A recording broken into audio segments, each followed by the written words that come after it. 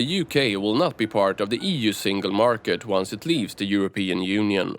That became evident this week when British Prime Minister Theresa May, for the first time, officially outlined her objectives ahead of the Brexit talks. I want to be clear.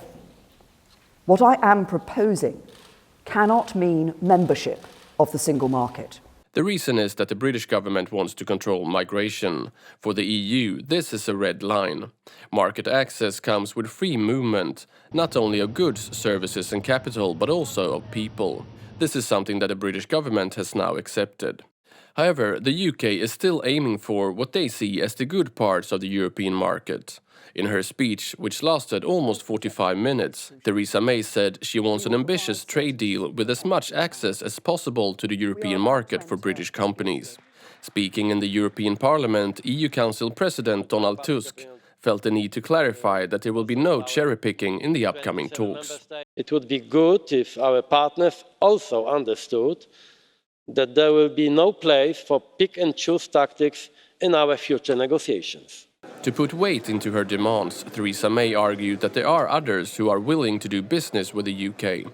She referred to a statement made by the incoming American President Donald Trump, who said that the UK is first in line to get a trade deal with the US. And in quite an open way, May also threatened to lower the British corporate taxes to make the UK more attractive at the expense of the EU if she wouldn't get a good deal. No deal for Britain is better than a bad deal for Britain.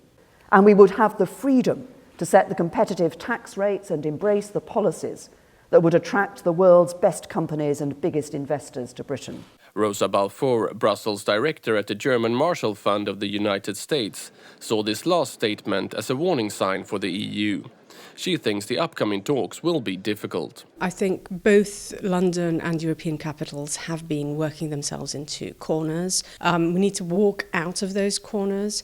The times are too tough to run the risk of sticking to one's point in an obstinate way. There is, however, still some time for both parties to soften.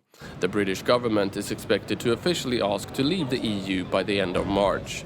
Then the talks can begin.